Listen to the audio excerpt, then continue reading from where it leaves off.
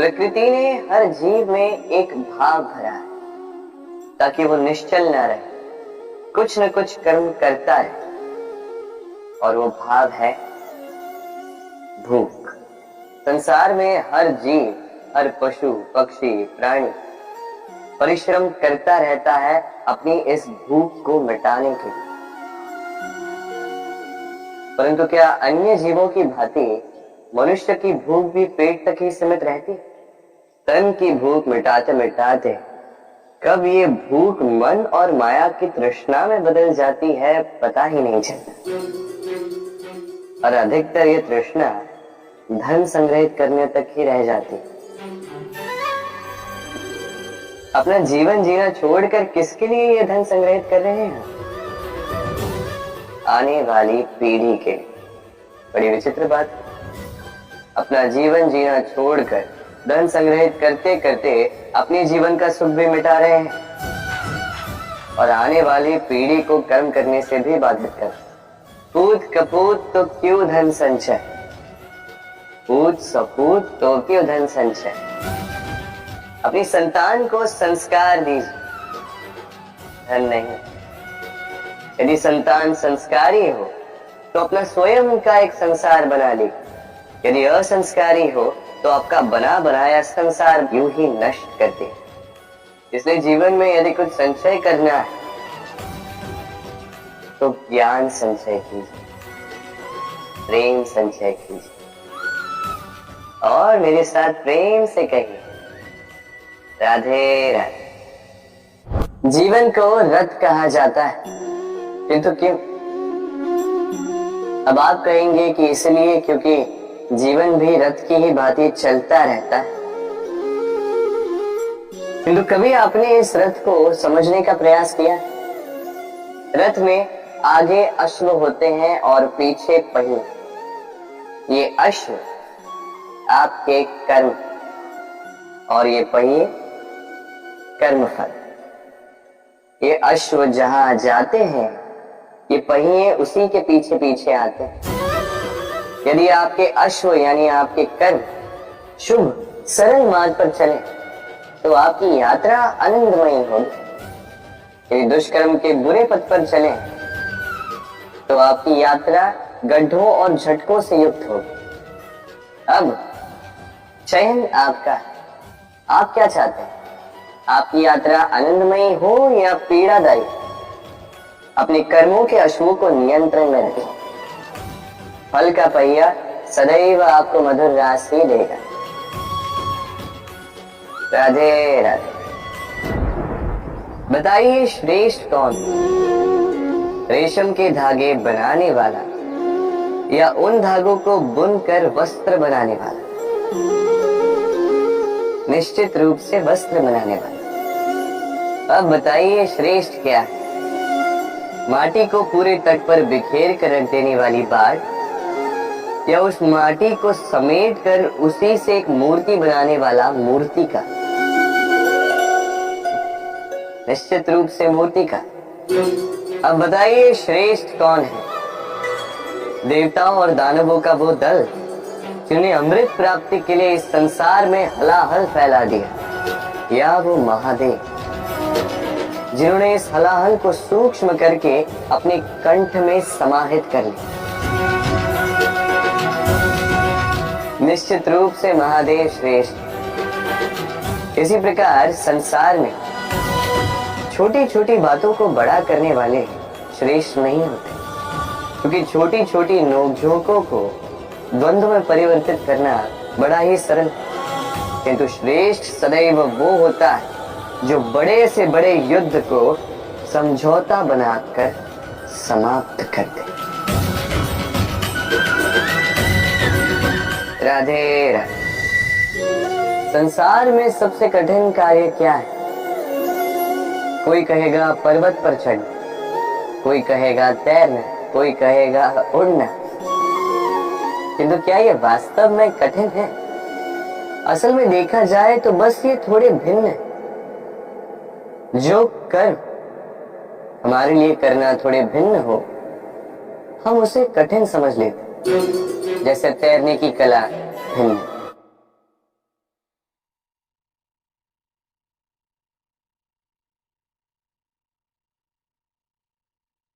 बड़े ही परिश्रम से इसे बनाती, अपने शरीर के रस से इसे बुनती। क्या आप इसका उद्देश्य जानते हैं? आखिर मकड़ी इन जालों में नन्ही कीटों को फंसाकर उन्हें अपना भोजन बना लेती है। और क्या आप ये बात जानते हैं कि एक दिन मकड़ी इन्हीं जालों में फंसकर मृत्यु को प्राप्त हो जाती है।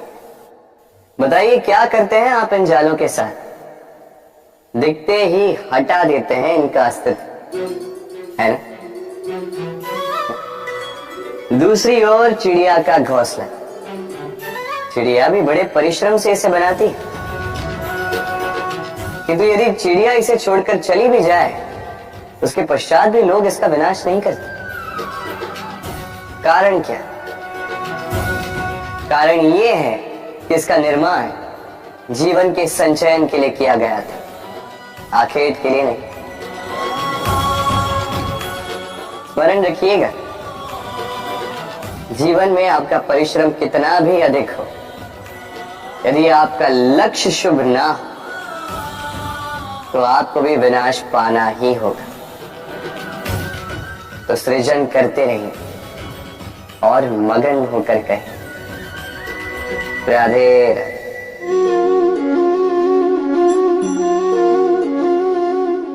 आपके विचार से मैं क्या कर रहा हूं? आप कहेंगे मैं दीपक जला रहा हूं। सही, किंतु प्रश्न ये उठता है कि क्या मैंने आपसे कहा कि ये दीपक है? नहीं। क्या इस दीपक ने स्वयं अपना परिचय आपको दिया? नहीं। फिर आपने कैसे जाना कि ये दीपक है? उत्तर है प्रकाश, जो स्वयं जलकर अंधकार में संसार को राह दिखाए, वो दीपक है। जो निराशा में आशा की ज्योत दिखाए, वो दीपक है। दूसरी ओर सर्प है, जो दिखे नहीं, बस फुफकार दे तो लोग भयभीत हो जाते हैं। अर्थात व्यक्ति का परिचय उसके कर्मों से मिलता है, इसलिए आपको ये बताने की आवश्यकता नहीं कि आप कौन हैं। ये आपके कर्म ही निश्चित करेंगे कि लोग आपसे दीपक समझकर प्रेम करेंगे या सर्प समझकर भयभीत रहेंगे। राधे राधे। समय कितना विचित्र होता है। समय हमारे साथ हो तो हम स्वयं को राजा मान लेते हैं, वही समय यदि विरुद्ध हो जाए तो रंक बनने में समय नहीं लगता। इसलिए मनुष्य की एक आदत होती है, बुरे समय के लिए कुछ बचा कर रखता है। संबंधी, मित्र बुरे समय में साथ छोड़ देते हैं। यश, मान बुरे समय में चला जाता है। तो व्यक्ति सोचता है क्यों ना धन संचय कर। धन का तो कोई मन नहीं होता जो समय आने पर बदल जाए। संसार कहता है कि धन का संचयन करते रहो, बुरे समय में काम आएगा। मैं कहता हूं शुभ कर्म करते रहो, आनंदित रहो, स्वयं पर और ईश्वर पर विश्वास रखो, बुरा समय कभी आएगा ही नहीं। राधे राधे। प्रकृति ने मनुष्य को एक विशेष शक्ति दी, अन्य जीवों से अधिक शक्ति दी, स्मरण शक्ति। यही शक्ति मनुष्य को अन्य जीवों से भिन्न बनाती, इतिहास लिखने की प्रेरणा देती, ज्ञान को पीढ़ी दर पीढ़ी आगे भी बढ़ाती। और जो भूल जाते हैं अधिकतर रूप से वो उपहास और दया के पात्र बन जाते हैं। परंतु क्या यही पूर्णतः सत्य है? नहीं। यही स्मरण शक्ति मनुष्य के विकास में सबसे बड़ी बाधा भी बन जाती, उसके चित्त को दूषित कर देती। बुरे अनुभव, किसी का दिया गया धोखा, किसी का किया गया कटाक्ष मनुष्य भुला नहीं पाता और फिर लग जाता है प्रतिकार में। पहले समय नष्ट करता है प्रतिकार की तैयारी में, फिर समय नष्ट करता है प्रतिकार का अवसर ढूंढने में। यदि संतोष पाना है, यदि जीवन में आनंद पाना है, तो स्मरण शक्ति का सदुपयोग कीजिए। अपनी स्मरण शक्ति को केंद्रित कीजिए केवल अच्छी बातों और अच्छी यादों की ओर। जीवन में प्रसन्नता आए। राधे राधे। मनुष्य अपने परिवार के लिए क्या कुछ नहीं करता, दिन रात परिश्रम करता है ताकि अपने परिवार की आवश्यकता पूर्ति के लिए धन कमा सके। परंतु क्या केवल धन कमाना पर्याप्त है? आप कहेंगे हाँ, क्यों नहीं। धन से सब कुछ मिलता है, विद्या मिलती है, घर मिलता है, औषधि मिलती है, क्या कुछ नहीं मिलता। ये सब एक सीमा तक ठीक, किंतु तनिक मन से सोच के देखिए, जब बालक रोगी होता है तो वो उस कड़वी औषधि को क्यों पी लेता है? इसलिए क्योंकि उसके पिता ने उस औषधि को धन से खरीदा नहीं, बल्कि इसलिए क्योंकि उसके सामने खड़ा उसका पिता, उसे उन पर विश्वास है कि वो उसे कुछ नहीं होने देंगे। ये विश्वास, ये संस्कार, ये सीख कभी धन से नहीं मिलती। ये मिलती है उस समय से जो माता पिता ने अपने संतान के साथ बिताया। इसलिए जीवन में धन अवश्य कमाई, किंतु अपने परिवार को भी समय दीजिए, प्रसन्नता मिलेगी। राधे राधे। मुझे बताइए, इस दीवार को तोड़ने का क्या लाभ है? यदि किसी संबंध में संदेह घर कर लेता है तो आए दिन शत्रुता की स्थिति बनी रहती है। कल कोई और कारण बन सकता है इस दीवार के पुनः बनने का। तो क्या पुनः इस दीवार को बनाएंगे काका? संबंध की पवित्रता वैसी होनी चाहिए जैसे एक माता और संतान के प्रेम में होती है, निश्चल, निर्दोष, कि बात केवल रूठने मनाने तक ही सीमित रहे।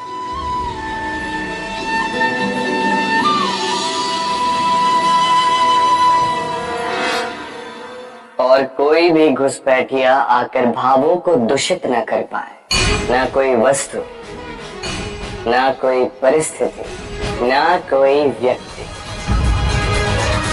कोई उन्हें अलग न कर पाए काका। सोचिए, यदि ये दीवार पुनः बननी है तो इसे तोड़ा ही क्यों जाए? यदि मन में एक अटूट संबंध स्थापित करने का दृढ़ निश्चय ही ना हो तो क्यों तोड़े इस दीवार को? बताइए, है विश्वास, है अटूट विश्वास कि ये संबंध कभी ना टूटेगा?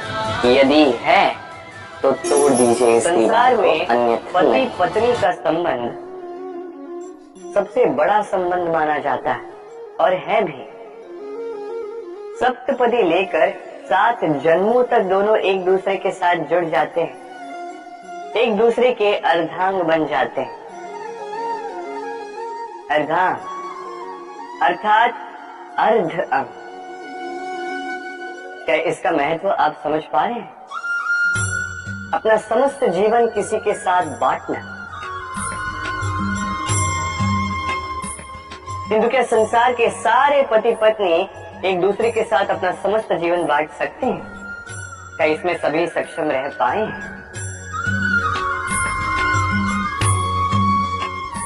अपना जीवन किसी और के साथ बांटने के लिए सबसे महत्वपूर्ण बात है स्वीकृति, स्वीकार करना। सामने वाले व्यक्ति को स्वीकार करना, उसकी अच्छाइयां भी, उसकी बुराइयां भी। संपूर्णतः रूप से व्यक्ति को स्वीकार करना होगा, तभी ये संबंध बढ़ेगा, तभी ये संबंध और भी सुंदर बनेगा।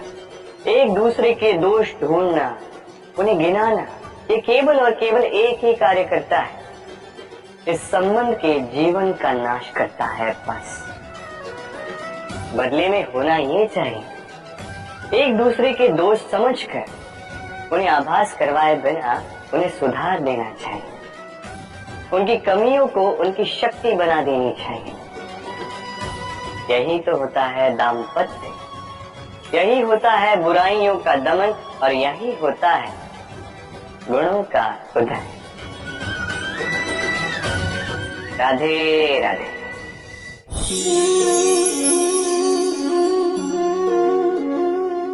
कंकड़ इतना छोटा सा कि उंगली पर आ जाए, किंतु सोचिए यदि यही कंकड़ आंख में लग जाए तो कितनी बड़ी समस्या बन जाता है। अब सोचिए ये कंकड़ आपके मार्ग में है, आप पादुकाएं पहनकर बड़ी सरलता से आगे निकल जा सकते हैं, किंतु यदि यही कंकड़ आपके पांव और पादुकाओं के बीच फंस जाए तो आप ठीक से चल नहीं पाएंगे, भले ही वो मार्ग पुष्पों से भरा क्यों ना।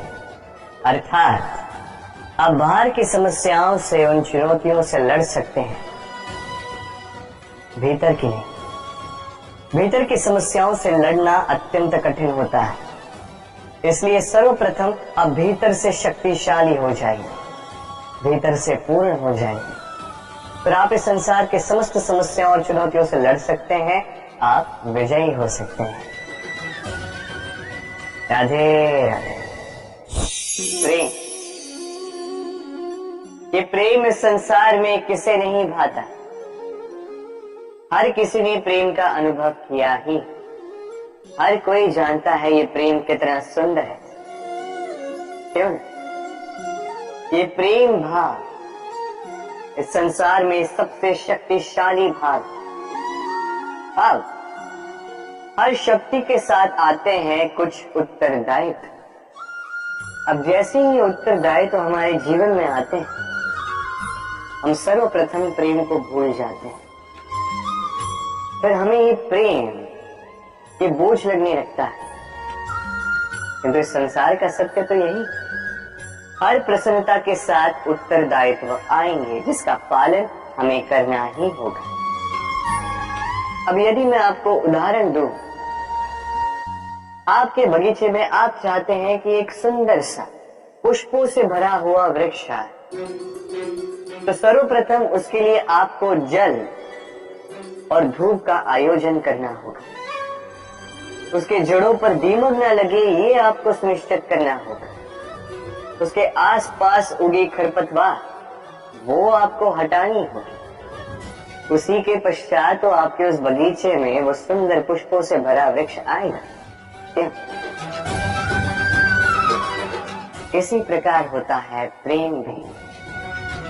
सर्वप्रथम आपको इसमें समर्पण का खाद जल डालना होगा, अविश्वास और संदेह, इसकी खरपतवार आपको हटानी होगी, और विश्वास की ये जड़ें कभी न दुर्बल पड़े ये आपको सुनिश्चित करना होगा। उसी के पश्चात प्रेम का वास्तविक सुख आप अनुभव कर पाए।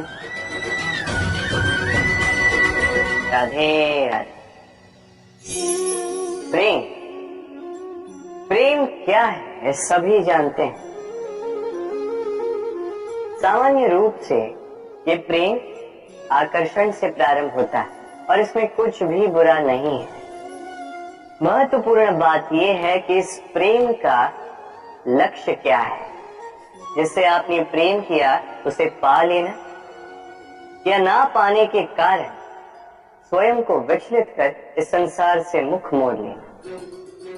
यदि कोई इन दोनों विकल्पों में से कोई एक चुनता है तो आपको बता दो, ये दोनों ही प्रेम का अंत है। प्रेम का असली अर्थ है समर्पण, संपूर्ण निस्वार्थ समर्पण।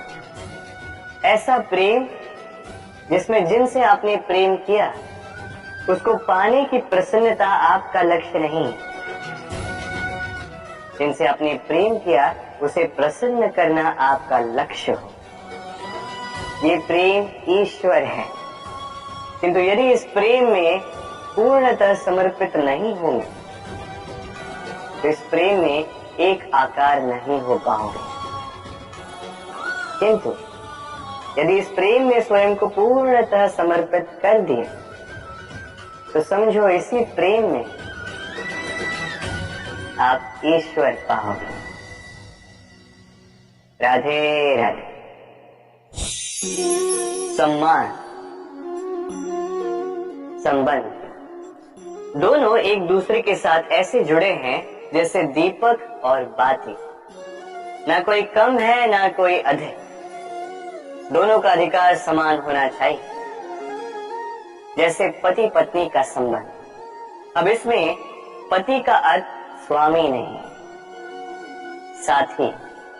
उसका कर्तव्य है साथ देना, आदेश देना नहीं। और ये संबंध सहकार से बनता है, अधिकार से नहीं।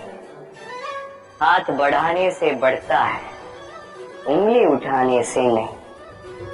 यदि इस संबंध में एक दूसरे का मान रखोगे, एक दूसरे का सम्मान करोगे, तभी ये संबंध बढ़ेगा, तभी ये संबंध अभिमान योग्य बनेगा। राधे राधे। सूर्य की किरणें कितनी दिव्य होती हैं। प्रतीत ही नहीं होता कि ये सूर्य रात्र भर अंधकार से जूझ रहा था। ये सूर्य प्रतिदिन उदित होता है, ये भुलाकर कि पिछली सांझ में ये डूब गया था।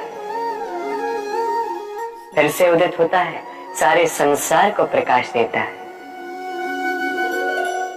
यही अंतर है हम में और सूर्य में। सूर्य बीती को बिसार कर आगे बढ़ता है। हम प्रतिदिन भोर में उठते हैं, वही पुरानी बातों को साथ लेकर चलते हैं, उसी कड़वाहट में स्वयं को लपेट लेते हैं। अब यही बीती बातों की श्रृंखला हमें जीवन में आगे बढ़ने ही नहीं देती। देखिए, यही जीवन है। भूल सबसे होती है, अपयश सबको मिलता है, सबकी यात्रा में असफलता लिखी है, सभी बुरे दिन देखते हैं।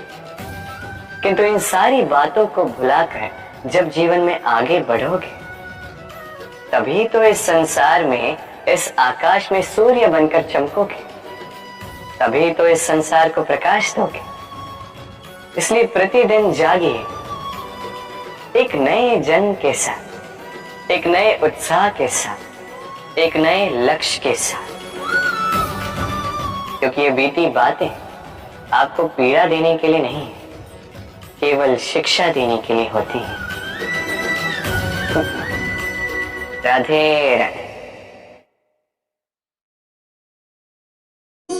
नवरात्रि का पर्व आरंभ हो चुका है और ये पर्व अत्यंत भव्य है, क्योंकि ये पर्व जगत माता से जुड़ा है। माँ इतना छोटा सा शब्द है, किंतु ठीक से देखो तो समस्त संसार इसी शब्द में समा है। माँ जो अपनी संतान के लिए हर संभव प्रयास करती है, कुछ भी करने के लिए सज्ज रहती है। माँ जिसका सबसे बड़ा गुण निश्चलता, मन में ना कोई पूर्वाग्रह, ना कोई भेदभाव, ना कोई छल कपट, और इतनी भोली होती है। संतान भले ही झूठा रो दे, माँ को लगता है कि कदाचित वास्तव में भूख लगी होगी। माँ चाहे जन्म देने वाली हो, चाहे पालने वाली, स्वर्ग, ये स्वर्ग हमें माँ के चरणों के नीचे ही प्राप्त होता है। ऐसी माँ को हमारा शत शत प्रणाम। राधे। सहनशीलता माँ का दूसरा सबसे बड़ा गुण। कहते हैं कि धरती से अधिक सहनशील और कोई नहीं। उसे खोदने के पश्चात भी धरती हमें फसल देती है, किंतु माँ, ये माँ धरती से कम सहनशील नहीं। तनिक सोचिए, 9 माह तक संतान को अपनी कोख में रखना,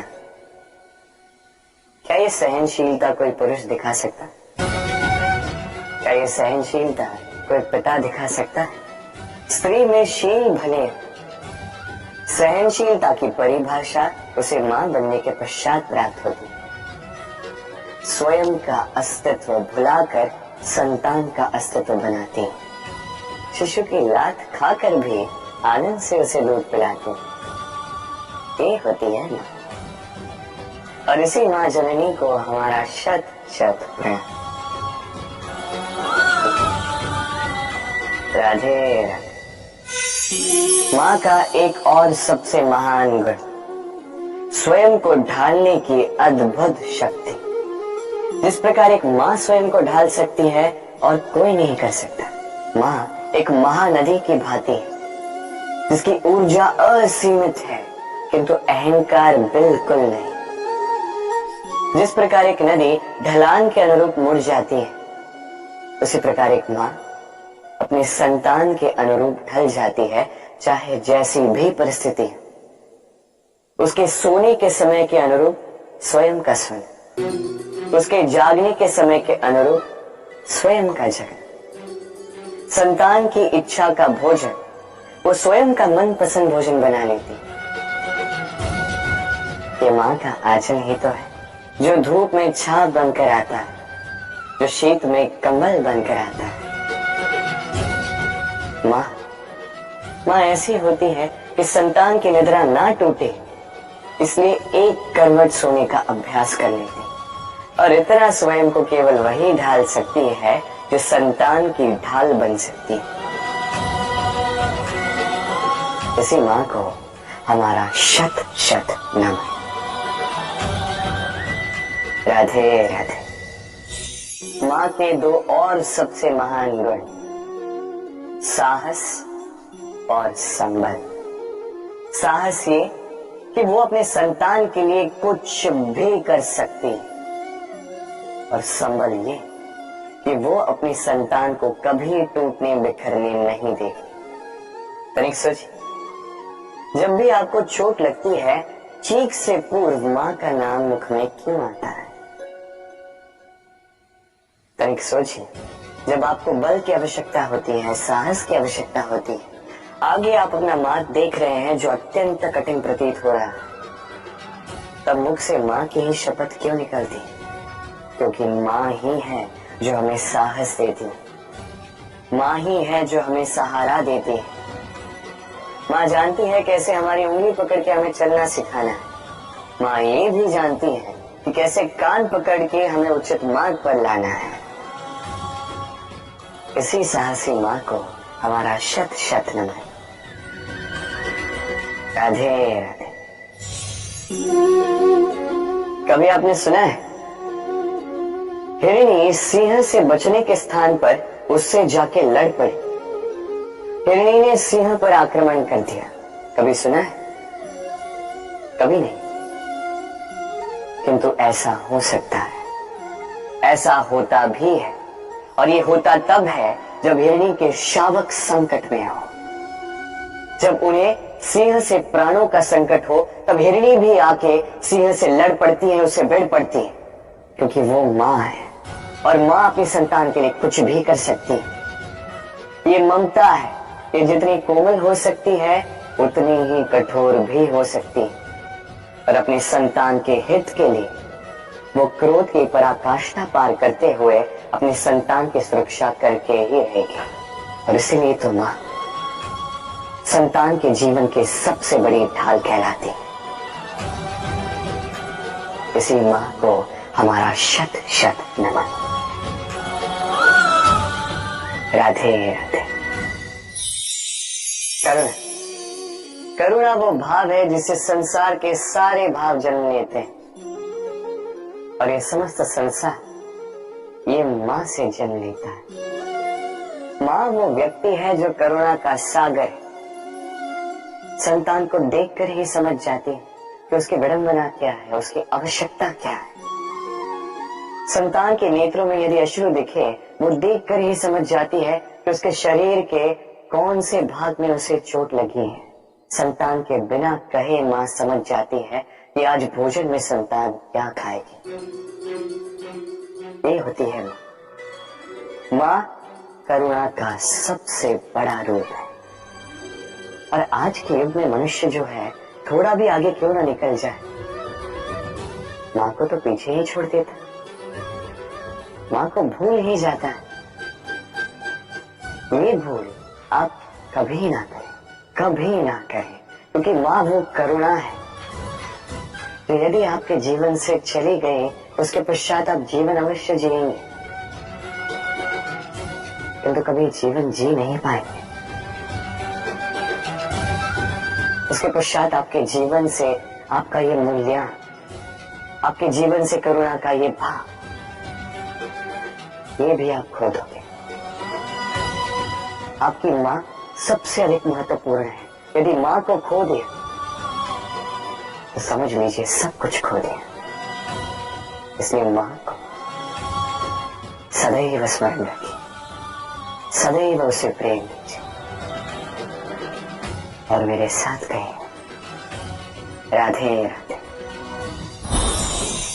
आज विजयदशमी, वो दिन है जब श्री राम ने रावण का वध, वो दिन है जब श्री राम ने लंका पर विजय प्राप्त की। लोग कहते हैं कि अच्छाई की बुराई पर विजय का प्रतीक है। इसे देखने का एक और रूप भी है।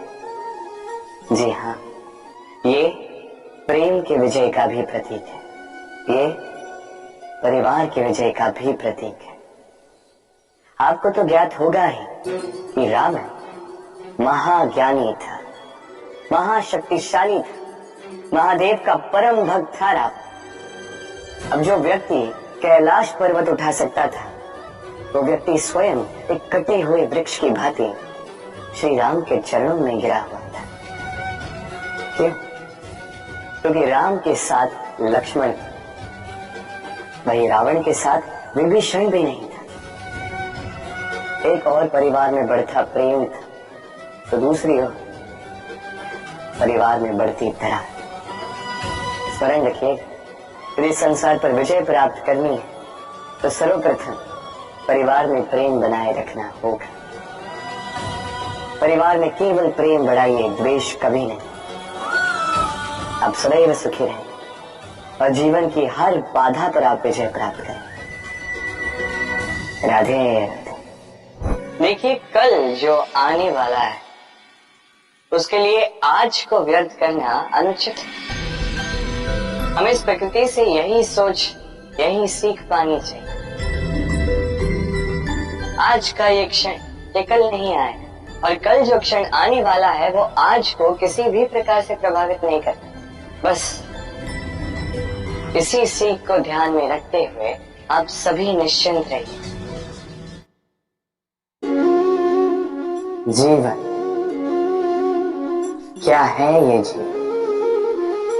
हम जन्म लेते हैं, बड़े होते हैं, हमारे माँ बाप हमें पालते हैं, फिर उनके धन से हमारा बालपन बीतता, फिर हम बड़े होते हैं, हम विवाह कर लेते हैं, हमारी संतानें होती हैं, हम उनको पालते हैं, फिर हम वृद्ध हो जाते हैं और एक दिन इस संसार से चले जाते हैं। क्या यही जीवन? आता होगा ये प्रश्न मन में कई बार, है ना? अब तनिक जल की यात्रा देखिए। सागर से भाप बनकर उठता है, मेघ बनकर बरसता है, फिर नदी बनकर पुनः सागर में समावेश करता है। तो कभी ये प्रश्न नहीं करता कि उसका जीवन क्या है, उसका उद्देश्य क्या है। हर भाव जीता है और दूसरों के लिए जितना बन सके देता जाता। जब सागर में होता है तो असंख्य जल जीवों को जीवन देता है। जब सागर से भाप बनकर मेघ बनता है तो किसानों को आशा देता है कि फसल पुनः उपजेगी। जब वर्षा बनकर बरसता है तो इस सूखी प्यासी धरा को सींचता है। और जब नदी में होता है तो किनारों पर वनस्पतियों को जन्म देता है। तो सोचिए, क्या जल कभी ये सोचता होगा कि उसका जीवन क्या है, उसके जीवन का उद्देश्य क्या है? वो बस अपना धर्म करता जाता और जितना हो सके सबको आनंद देता जाता।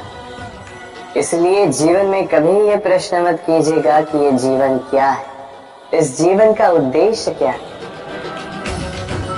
बस इस जीवन को जिए और जितना हो सके उतना सबको आनंद दे। मन प्रसन्न होकर बोलेगा राधे राधे। कभी वर्षा के कारण बने कीचड़ से होकर आप अपने घर गए? पादुका पहनने के कारण आप उस कीचड़ से तो बच जाते, किंतु उन पादुकाओं द्वारा उड़ने वाली कीचड़ की बूंदें आपके वस्त्रों को मैला कर ही देती। किंतु फिर भी उन बूंदों से आपके वस्त्र मैले हो जाएंगे, इस कारण से आप पादुका पहनना तो नहीं छोड़ते। इसी प्रकार जीवन में कुछ ऐसे लोग भी आते हैं पादुका की भांति, जो आपको कीचड़ से तो बचा लेते हैं, किंतु वस्त्र रूपी आपके मन पर शंका के दाग लगा ही जाते हैं। इन लोगों के कारण से मन को खिन्न करने की आवश्यकता नहीं। आवश्यक है ये सोचना कि आपको आपके पांव कीचड़ से बचाने या आपके वस्त्र। जीवन में गंभीर होना अच्छी बात है, किंतु हर बात को यदि गंभीरता से लेने लगोगे तो जीवन का आनंद समाप्त हो जाएगा। ये संसार अनित्य है, यहाँ पे ऐसा कुछ भी नहीं जो सदा के लिए जीवित रहेगा। तो जब तक ये जीवन है, संतोष और आनंद से जी। स्वयं पर छिटकने वाले कीचड़ पर ध्यान ना दें, बस आनंद बांटते रहे। मन प्रसन्न होकर बोले राधे राधे। व्यक्ति को जब अपने प्रेम को खो देने का भय होता है तो वो अपने प्रेम को इतने कस के पकड़ कर रखता है कि प्रेम को ही पीड़ा होने लगती है। प्रेम पा तो लेता है, किंतु उसे कैसे सहेजना है ये जब उसे नहीं समझ आता, तब वो उस प्रेम पर स्वामित्व पाने का प्रयास करता है और यही जन्म लेती है असुरक्षा की ये भावना, ईर्ष्या। तो एक लंबे वियोग के पश्चात दो प्रेमी एक दूसरे से पुनः मिलते हैं तो सबसे पहला भाव जो उनके मन में आता है वो ये कि कैसे एक क्षण के लिए भी अपने प्रेमी को स्वयं से दूर न जाने दो, कैसे अपने जीवन का एक एक क्षण अपने प्रेमी के साथ बिता। प्रयास ये रहता है दाऊ, इन दो प्रेमियों के मध्य में कोई भी ना आता, और जब ये नहीं हो पाता तब जागती है ईर्ष्या, परीक्षा। एक ऐसी व्यवस्था जिससे मुझे, आपको, सबको कहीं ना कहीं दो चार होना ही पड़ता है। स्मरण कीजिए अपना बालपन। आप परीक्षा देने बैठे। अब कुछ बालक ऐसे होते हैं जो वर्ष भर परिश्रम करते हैं, पढ़ते हैं, मन से परीक्षा देते हैं। कुछ बालक ऐसे होते हैं जो अपने आसपास बैठे बालकों की नकल करते हैं और परीक्षा में उत्तीर्ण भी हो जाते हैं। बुरा लगता है ये सोचकर कि कोई बिना किसी परिश्रम के परीक्षा में उत्तीर्ण कैसे हो सकता है, किंतु स्मरण रखिएगा, जो नकल करते हैं वो परीक्षा में उत्तीर्ण हो सकते हैं, सफल नहीं, क्योंकि वो नकल करते हैं बिना प्रश्न को समझे, बिना उत्तर का तरीका निकाले। यही हमारे साथ भी होता है। हम हमारे जीवन में दूसरों को देखते हैं, उनकी नकल करते हैं, उनकी भांति बनने का प्रयास करते हैं, किंतु ना हमारे जीवन में सफलता आती है ना आनंद आता है। क्यों? क्योंकि हम एक विशेष बात भूल जाते हैं कि प्रत्येक मनुष्य का व्यक्तित्व भिन्न होता है। आप दूसरों की नकल करके अपना जीवन व्यतीत कर सकते हैं, किंतु यदि अपने जीवन में सफलता लानी, यदि अपने जीवन में आनंद लाना है तो स्मरण रखिए, स्वयं के प्रश्नों का उत्तर जीवन में स्वयं को ही खोजना होगा। राधे। मनुष्य को जब सफलता मिलती है तब उसमें जागता है अहंकार, और ऐसे में मनुष्य अक्सर एक बात भूल जाता है, झुकना। सोचता है कि मैं किसी के समक्ष क्यों झुकूं? और ऐसा इसलिए होता है क्योंकि मनुष्य एक महत्वपूर्ण बात भूल जाता है कि संसार में, इस जीवन में उसने जो भी प्राप्त किया है झुककर प्राप्त किया। बालपन में चलना सीखा तो इस धरा पर झुककर, गिरकर। बड़ों का आशीष लिया तो झुककर। किसान को फसल काटने के लिए झुकना पड़ता है, कुएं से पानी निकालने के लिए पात्र को झुकना पड़ता है, भगवान से आशीर्वाद प्राप्त करने के लिए उनके समक्ष झुकना पड़ता है। आंधियों में वृक्ष सुरक्षित कैसे रहते? झुककर। सम्मान कैसे पाया जाता है? झुककर। किसी के समक्ष झुकने का अर्थ स्वयं का आत्मसम्मान खो देना नहीं, उसका अर्थ होता है विनम्र। हम मनुष्य हैं और इस आकाश की ऊंचाइयों तक पहुंचने के लिए हमें किसी पक्षी की भांति पंखों की आवश्यकता नहीं। बस जितना झुकेंगे उतना ही ऊपर उठेंगे। राधे राधे। आप इस संसार में ऐसे कई लोगों को जानते होंगे जिन्हें आप स्वार्थी मानते हैं, जो आवश्यकता पड़ने पर ही आपको स्मरण करते हैं, अन्यथा वर्षों तक कहीं दिखाई भी नहीं देते।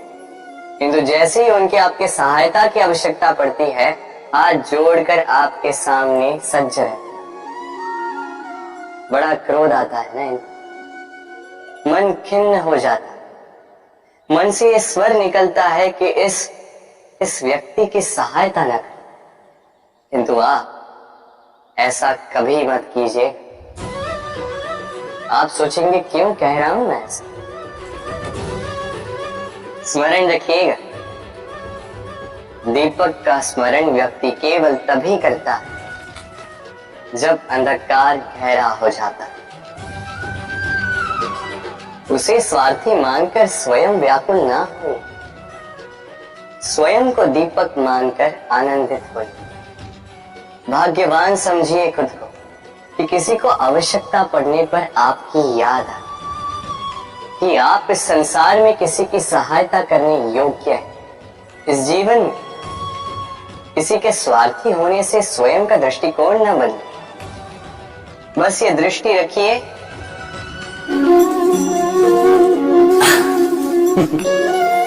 मनुष्य के सारे संबंधों का आधार है अपेक्षा।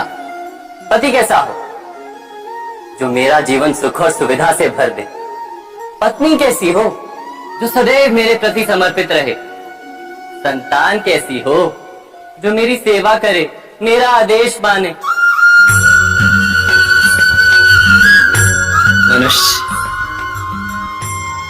मनुष्य उसी को प्रेम ही कर पाता है जो उसकी अपेक्षा पूर्ण करता है, और अपेक्षा की तो नियति है भंग होना।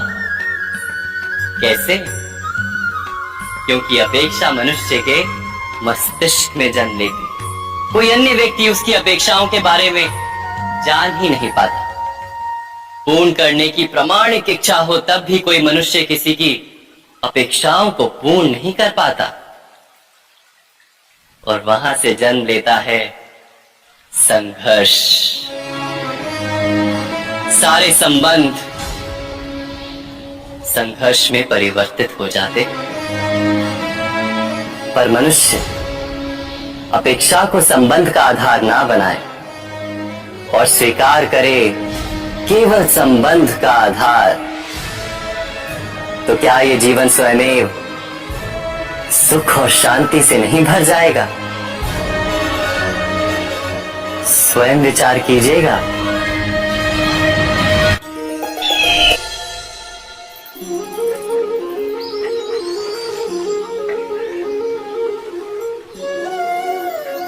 समय के आरंभ से ही मनुष्य को एक प्रश्न सदा पीड़ा देता है कि वो अपने संबंधों में अधिकतम सुख और कम से कम दुख किस प्रकार प्राप्त कर सकता है। क्या आपके सारे संबंधों ने आपको संपूर्ण संतोष दिया है? विचार कीजिए। हमारा जीवन संबंधों पर आधारित है, हमारी सुरक्षा संबंधों पर आधारित है। इसी कारण हमारे जीवन के सारे सुखों का आधार भी संबंध है। किंतु फिर भी हमें संबंधों में ही अधिकतर दुख क्यों प्राप्त होते हैं? सदा ही संघर्ष भी संबंधों से ही उत्पन्न क्यों हो जाते हैं? कभी विचार किया है? जब कोई व्यक्ति किसी अन्य व्यक्ति के विचार अथवा कार्य को स्वीकार नहीं करता, उसमें परिवर्तन करने का प्रयत्न करता है, तो संघर्ष जन्म लेता है। अर्थात जितना अधिक अस्वीकार उतना ही अधिक संघर्ष, और जितना अधिक स्वीकार उतना ही अधिक सुख। क्या ये वास्तविकता नहीं? यदि मनुष्य स्वयं अपनी अपेक्षाओं पर अंकुश रखे, अपने विचारों को परखे, किसी अन्य व्यक्ति में परिवर्तन करने का प्रयत्न ना कर स्वयं अपने भीतर परिवर्तन करने का प्रयास करे, तो क्या संबंधों में संतोष प्राप्त करना इतना कठिन? अर्थात क्या स्वीकार ही संबंध का वास्तविक अर्थ नहीं?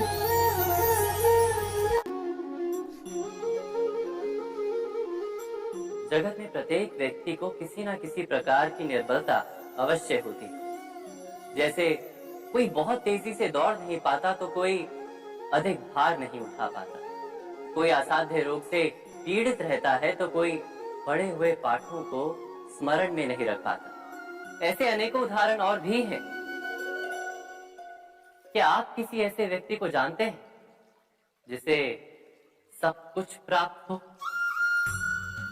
और हम जीवन की उस एक निर्बलता को जीवन का केंद्र मानकर जीते? इस कारणवश हृदय में दुख और असंतोष रहता है सदा। निर्बलता मनुष्य को जन्म से अथवा संजोग से प्राप्त होती है, किंतु उस निर्बलता को मनुष्य का मन अपनी मर्यादा बना लेता है। किंतु कुछ व्यक्ति ऐसे भी होते हैं जो अपने पुरुषार्थ और श्रम से उस निर्बलता को पराजित कर देते हैं। क्या भेद है उनमें और अन्य लोगों में? क्या आपने कभी विचार किया है? सरल सा उत्तर है इसका। जो व्यक्ति निर्बलता से पराजित नहीं होता, जो पुरुषार्थ करने का साहस रखता है हृदय में, वो निर्बलता को पार कर जाता है। अर्थात निर्बलता अवश्य ईश्वर देता है, किंतु मर्यादा मनुष्य का मन ही निर्मित करता है। स्वयं विचार कीजिए।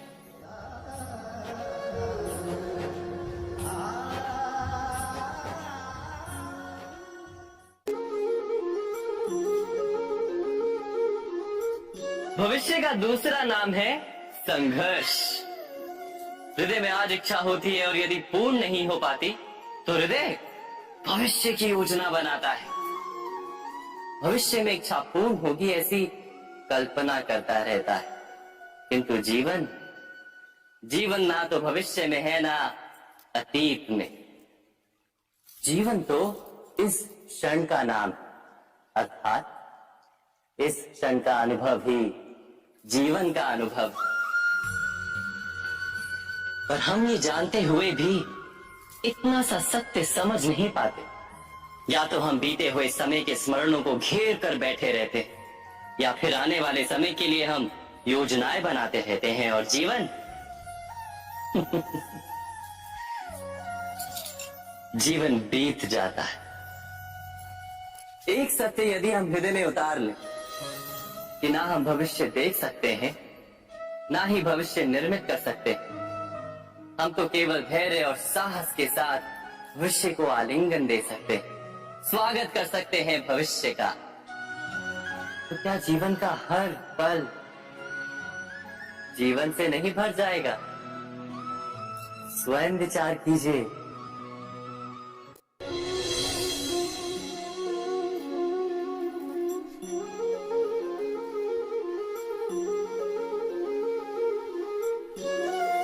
ज्ञान प्राप्ति सदा ही समर्पण से होती है, ये हम सब जानते हैं। किंतु समर्पण का वास्तविक महत्व क्या है? क्या हमने कभी विचार किया? मनुष्य का मन सदा ही ज्ञान प्राप्ति में विभिन्न बाधाओं को उत्पन्न करता है। कभी किसी अन्य विद्यार्थी से ईर्ष्या हो जाती है, कभी पढ़ाए हुए पाठों पर संदेह जन्मता है और कभी गुरु द्वारा दिया गया दंड मन को अहंकार से भर देता है। नहीं, क्या ऐसा नहीं होता? न जाने कैसे कैसे विचार मन को भटकाते हैं और मन की इसी अयोग्य स्थिति के कारण हम ज्ञान प्राप्त नहीं कर पाते। मन की योग्य स्थिति केवल समर्पण से निर्मित होती है। समर्पण मनुष्य के अहंकार का नाश करता है, ईर्ष्या, महत्वाकांक्षा आदि भावनाओं को दूर कर हृदय को शांत करता है और मन को एकाग्र करता है। वास्तव में ईश्वर की सृष्टि में ना ज्ञान की मर्यादा है, ना ज्ञानियों की। गुरु दत्तात्रेय ने तो गाय और श्वान से भी ज्ञान प्राप्त कर लिया था। अर्थात विषय ब्रह्म ज्ञान का हो या जीवन के ज्ञान का या गुरुकुल में प्राप्त होने वाले ज्ञान का, उसकी प्राप्ति के लिए गुरु से अधिक महत्व है उस गुरु के प्रति हमारा समर्पण। क्या ये सत्य नहीं?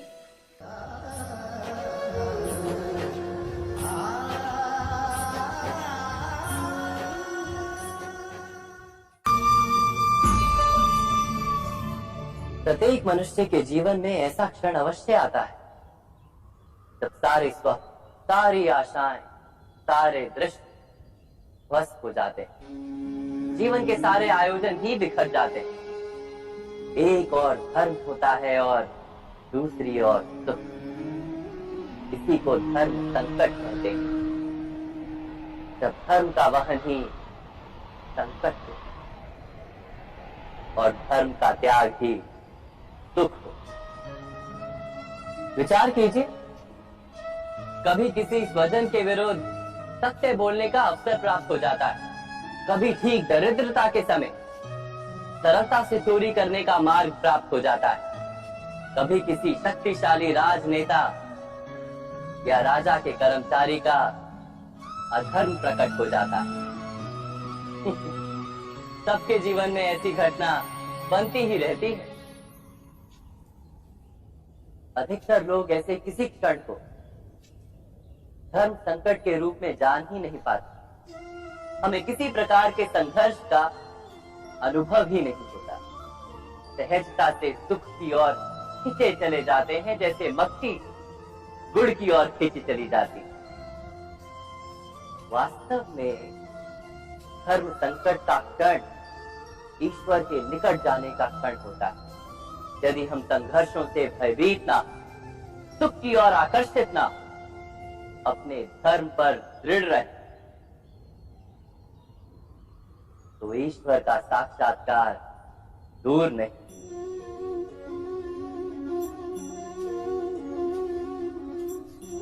पवन से युद्ध करने वाला पत्ता यदि पेड़ से गिरता है तो भी आकाश की ओर उठता है।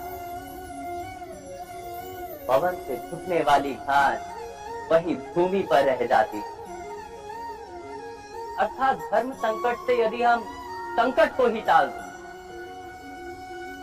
तो सुख तो मिलता है, जीवन बढ़ता है, किंतु क्या चरित्र नहीं टूटता? क्या आत्मा दरिद्र नहीं हो जाती? क्या ईश्वर से अंतर नहीं हो जाता? स्वयं विचार कीजिए। दो व्यक्ति जब निकट आते हैं तो एक दूसरे के लिए सीमाएं और मर्यादाएं निर्मित करने का प्रयत्न अवश्य करते हैं। हम यदि सारे संबंधों पर विचार करें तो देखेंगे कि इन सारे संबंधों का आधार यही सीमाएं हैं जो हम दूसरों के लिए निर्मित करते हैं। और यदि अनजाने में भी कोई अन्य व्यक्ति इन सीमाओं को तोड़ता है तो उसी क्षण हमारा हृदय क्रोध से भर जाता है। इन सीमाओं का वास्तविक रूप क्या है, क्या हमने कभी विचार किया?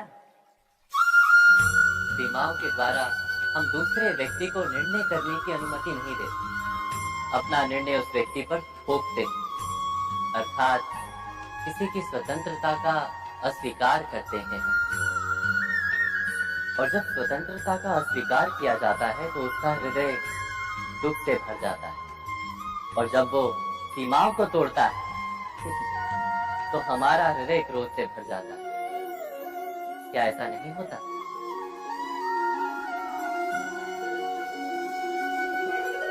पर यदि एक दूसरे की स्वतंत्रता का सम्मान किया जाए तो किसी मर्यादाओं या सीमाओं की आवश्यकता ही नहीं होती। अर्थात जिस प्रकार स्वीकार किसी संबंध का देह है, क्या वैसे ही स्वतंत्रता किसी संबंध की आत्मा नहीं? स्वयं विचार कीजिए। सबके जीवन में ऐसा प्रसंग अवश्य आता है कि सत्य कहने का निश्चय होता है हृदय में, किंतु मुख से सत्य निकल नहीं पाता। कोई भय मन को घेर लेता है। किसी घटना अथवा प्रसंग के बारे में बात करना या फिर स्वयं से कोई भूल हो जाए उसके बारे में कुछ बोलना, क्या ये सत्य है? नहीं, ये तो केवल तथ्य है। अर्थात जैसा हुआ था वैसा केवल बोल देना सामान्य सी बात है। किंतु कभी कभी उस तथ्य को बोलते हुए भी भय लगता है। कदाचित किसी दूसरे की भावनाओं का विचार आता है मन, दूसरे को दुख होगा ये भय भी शब्दों को रोकता है। तो ये सत्य क्या है? क्या हमने कभी विचार किया है? जब भय रहते हुए भी कोई तथ्य बोलता है तो वो सत्य कहलाता है। वास्तव में सत्य कुछ और नहीं, केवल निर्भयता का दूसरा नाम है। और निर्भय होने का कोई समय नहीं होता, क्योंकि निर्भयता आत्मा का स्वभाव है। अर्थात क्या प्रत्येक क्षण सत्य बोलने का क्षण नहीं होता?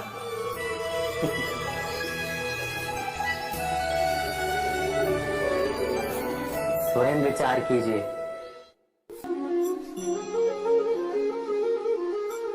श्रेष्ठता का क्या अर्थ है? श्रेष्ठता का अर्थ है दूसरों से अधिक ज्ञान प्राप्त करना। अर्थात मूल्य इस बात का नहीं कि स्वयं कितना ज्ञान प्राप्त किया, मूल्य इस बात का है कि प्राप्त किया हुआ ज्ञान अन्य लोगों से कितना अधिक है। अर्थात श्रेष्ठता की इच्छा ज्ञान प्राप्ति को भी एक स्पर्धा बना देती है। और स्पर्धा में विजय अंतिम कब होती है?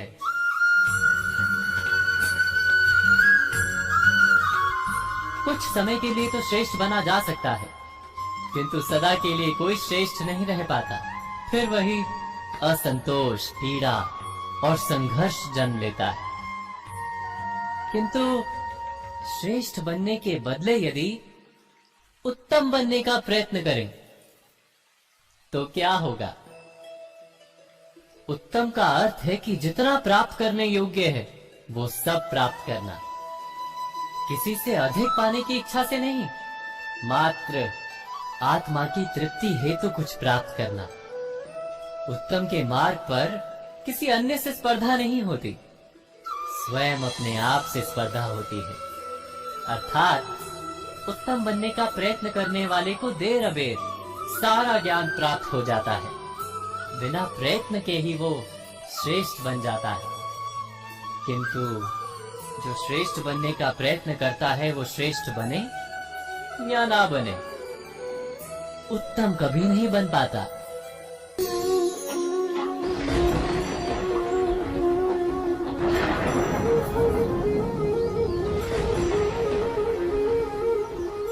चक्रों और पूर्वाभासों के आधार पर हम भविष्य के सुख दुख की कल्पना करते हैं।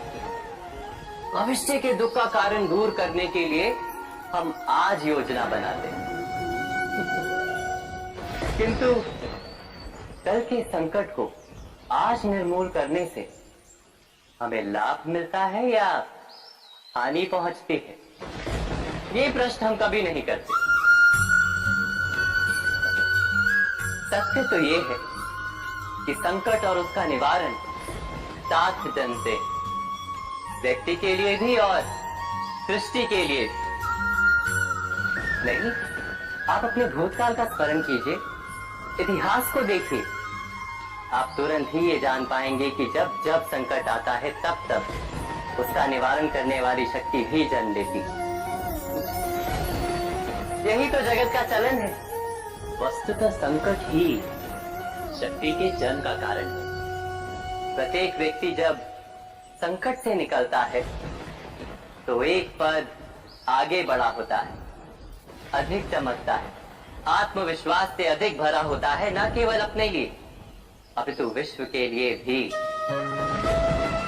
क्या ये सत्य नहीं? वास्तव में संकट का जन्म है एक अवसर का जन्म, अपने आप को बदलने का, अपने विचारों को ऊंचाई पर करने का अवसर, अपनी आत्मा को बलवान और ज्ञान मंडित बनाने का अवसर। जो ये कर पाता है उसे कोई संकट नहीं होता, किंतु जो ये नहीं कर पाता वो तो स्वयं एक संकट है विश्व के लिए। विचार कीजिए।